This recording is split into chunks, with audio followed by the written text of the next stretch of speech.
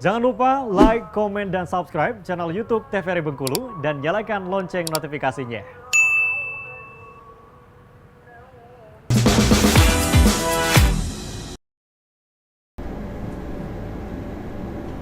Assalamualaikum warahmatullahi wabarakatuh, pemirsa Opini. Halo pemirsa, apa kabar? Senang sekali di minggu-minggu terakhir untuk di bulan September ini kita ketemu lagi ya, tentunya di awal pekan untuk di hari ini dan tentunya di obrolan pas di sini hanya di TVRI Bengkulu dan bersama saya Iqbal Fatwa yang akan menemani pemirsa Opini di siang hari ini untuk kita ngobrol-ngobrol santai sambil menikmati waktu-waktu di siang hari ini ya, waktu-waktu santai. Dan khususnya untuk Anda nih pemirsa Opini yang sekarang lagi nonton kita di via live streaming di YouTube channel TVRI Bengkulu, selamat siang semuanya ya. Dan yang belum subscribe silakan di subscribe channel YouTube TVRI Bengkulu dan jangan lupa aktifkan notifikasinya, hanya ada di tombol lonceng di sebelah kiri atau kanan.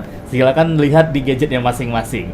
Dan di siang hari ini Opini kita akan membahas tentang ini dia olahraga yang mayoritas semua orang sudah tahu ya. Mungkin juga secara detailnya seperti apa, hanya beberapa orang saja yang menggeluti olahraga ini. Kita sudah hadirkan di sini sang pelatihnya langsung. Kita akan berkenalan dan membahas tentunya dengan tema kita adalah seni dan juga keterampilan. Nah, seperti apa hubungannya ini ya antara di dunia seni? Apakah mencampur adukan antara seni dan juga bela diri? Kita ngobrol lebih lanjut lagi bersama dengan narasumber kita. Kita persilakan untuk memperkenalkan dirinya.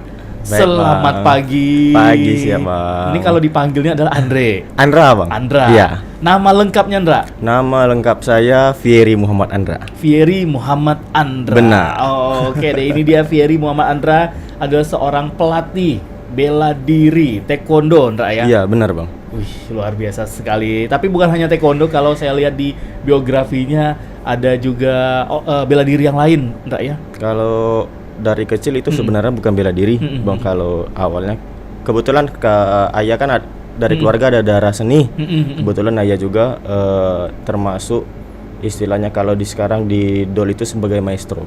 Oh. Iya, maestro oke. DOL di Bengkulu. Oke. Memang dari kecil udah ada jiwa seninya. Kebetulan dulu waktu dari TK itu Anda udah dapat penghargaan sebagai pemusik terbaik anak-anak. Oke, jadi hubungan tema kita adalah seni karena Andra ini awalnya bukan langsung sekolah terus ikut ekstrakurikuler atau belajar bela diri, Andra ya? Ya, bukan, Bang. Oke, justru lahirnya adalah dari dunia seni. Iya, karena mengikuti benar. jejak dari sang bapak. Iya, Oke. betul juga dari kecil juga sebenarnya kalau dari ayah itu nggak ada bela diri. Tetapi karena dari dulu ayah memang mau tertarik dengan taekwondo, tapi memang kemungkinan besarnya ayah nggak ada finansialnya yang agak kurang, kemungkinan dari keluarganya jadi nggak kesampaian. Jadi akhirnya diturunkan ke anak-anaknya. Oke. Nah, jadi kalau untuk ini kan tadi Anda cerita bahwa pada masih kecil nih, berarti Iya. itu masih SD atau usia berapa itu mendapat pemusik? Pemusik terbaik itu kemungkinan kalau umur TK, Bang. TK kemungkinan itu sekitar umur 5 tahunan. Wih, 5 tahun sudah dapat pemusik terbaik. Bener. Wah, berarti luar biasa ya, mengalir deras darah seni dari sang bapak nih. Bener. Waduh. Kebetulan juga kan ibu kan dari tari juga, ibu lulusan SMKI. Oke. Ya. Oke, berarti kalau sebenarnya kalau dari kedua orang tua ini tidak ada yang sama sekali darah bela dirinya ya. Tidak ada. Entah itu atlet atau juga pelatih, justru darah seni semuanya. Dari seni semua, pure seni semua, Bang. Pure seni semua.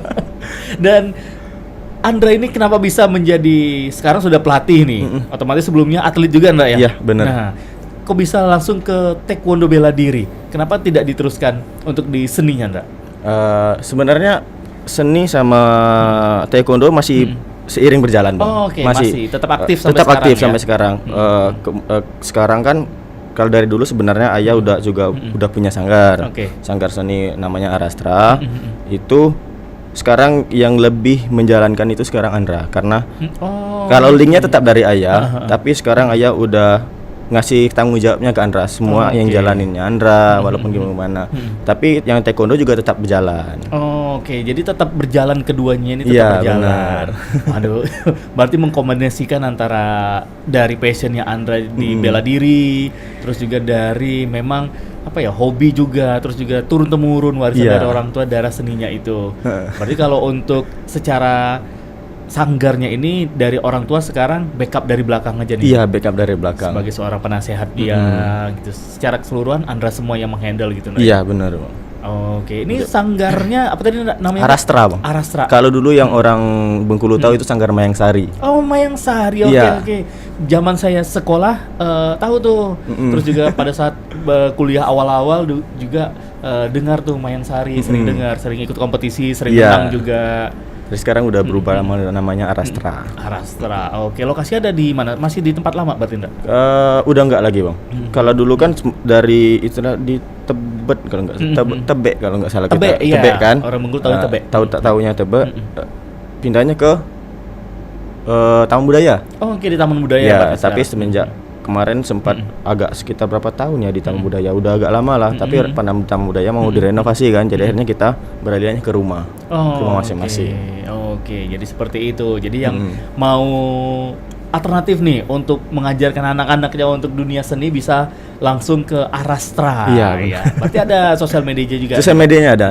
Facebook ada, Instagram ada, Oke, namanya apa itu, Ndra? Arastra. Arastra Iya, ya, tetap Sanggar Arastra. Sanggar Arastra. Iya. Jadi bisa langsung follow juga Instagramnya dari Sanggar Seni Arastra ini. Nah, Benar. kita balik ke yang sekarang juga masih digeluti sama Andra ya, bukan hanya seorang pelatih, tapi juga sudah mendapat lisensi wasit. Bener. Wah, banyak nih yang bisa kita obrolkan dari Andra nih. Untuk ke taekwondo ya, Ndra. Ini kalau dari main musik, seni dol itu ya, musik dol, mulai dari TK.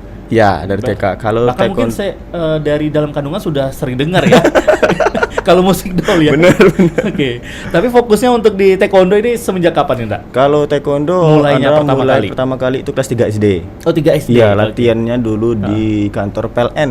PLN Oh, oke, di kampung ya. Kampung. Oke. Latihan dari memang dulu badan Andra udah gede. Udah istilah masih udah gendut lah sebenarnya kan. Tapi daripada kita melakukan kegiatan yang enggak baik, yang lain-lain kemungkinan itu lebih baik kita anak-anak mungkin ayah arahkan Andra ke latihan taekwondo. Mungkin bisa juga oke. nanti bisa untuk bela diri ke depannya kan kalau misalnya ada yang ganggu mungkin. Oh, oke. Secara selain olahraganya juga sehat juga, kegiatan positif dan juga bermanfaat juga untuk diri Andra pribadi Ya, gitu benar. ya. Oke. Nah, berarti ini diarahkan sama orang tua pada saat itu. Iya. Oke, gimana dari Andra ini? Kan biasanya aktifnya di musik dol nih. Tahu-tahu jadi olahragawan ini seorang atlet taekwondo nih. Tapi sebenarnya nyaman-nyaman aja sih Bang sebenarnya. Karena memang juga mungkin juga Andra itu waktu itu masih kecil kan. Kita jalannya happy. Andra juga sebenarnya ada cerita menarik nih. Andra latihan itu dari kelas 3 SD Oke. sampai kelas 6. Itu sempat berhenti karena mau UN dulu kan. Oh, oke betul, Ya, kelas 6 ya. Kelas 6. SMP itu lanjut lagi. Lanjut lagi waktu kelas 1, tapi Andra nggak tahu waktu itu. Karena kan kita di taekwondo ini kan ada istilahnya dua cabang lah. Kalau yang untuk yang nasionalnya resmi itu kita ada organisasinya PBTI. Oke. Persatuan Besar Taekwondo Indonesia. Dan yang SMP itu YUTI namanya. Andra nggak tahu kan karena memang nggak ada edukasi dari dulu kan. Yang dari pihak YUTI juga mengatakan kita ini sama yang lain katanya. Oh, oke. Jadi tetap melanjutkan. Anda lanjutkan, tapi sampai kelas cuma sebatas kelas 2 SMP. Karena biasa namanya pergaulan anak SMP kan. Sudah tahu ugal-ugalan dunia main sama teman-teman. Ya, jadi waktu kelas 2 SMP ada temen ngajak main basket. Oke. Jadinya main basket itu sampai kelas 2 SMA. Itu udah berhenti tuh dari kelas 2 SMP sampai 2 SMA taekwondo. Berarti taekwondo vakum nih? Vakum waktu itu. Tapi adek yang ikut lagi. Oke. Kelas 2 SMA, sewaktu masih kelas 2 SMA mau naik kelas 3, ayah bilang, katanya kamu mau tes katanya.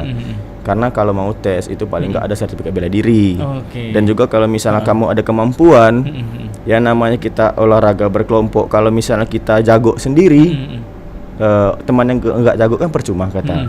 Mikir juga kemarin kan, kita coba-coba lagi di taekwondo karena dulu memang waktu dari kecil udah menang-menang terus bang. Jadi dari yang taekwondonya udah menang SMP udah menang. Kalau SD memang belum ada kejuaraan dulu kan, karena kan di Bengkulu kan sebenarnya agak susah ya namanya kejuaraan.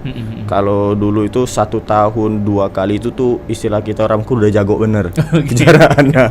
Yang sekarang udah alhamdulillah. Dan juga main basket itu sampai kalau Andra basket SMA itu sampai istilahnya ke Popka, Pekan Olahraga Pelajar Kota. Andra mewakili SMA 2, alhamdulillah dapat juara 1.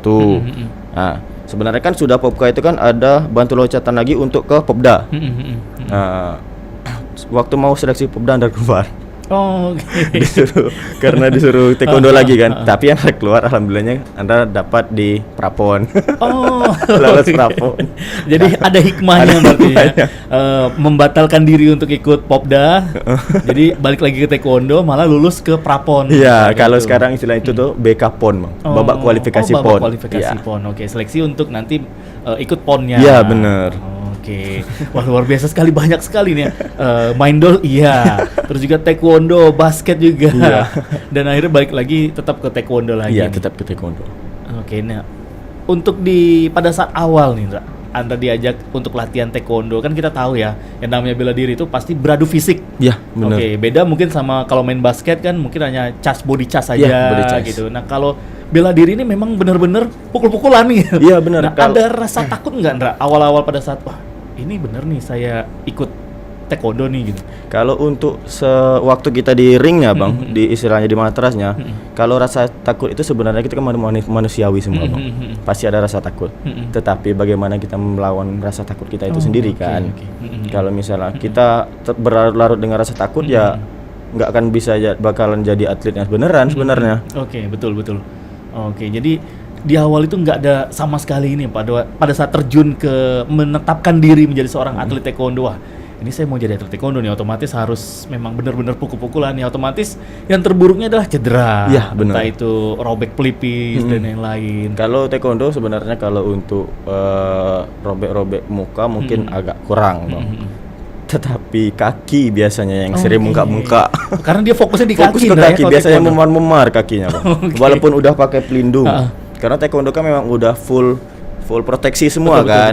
betul. Kita pakai hairguard, armshin, ke tangan sama kaki, body juga pelindung itu. Tapi masih juga tembus bang. Oke, seperti apa cerita seru lanjutnya lagi bersama Andra. Pemirsa Opini jangan kemana-mana, setelah ini kami akan kembali lagi untuk Anda.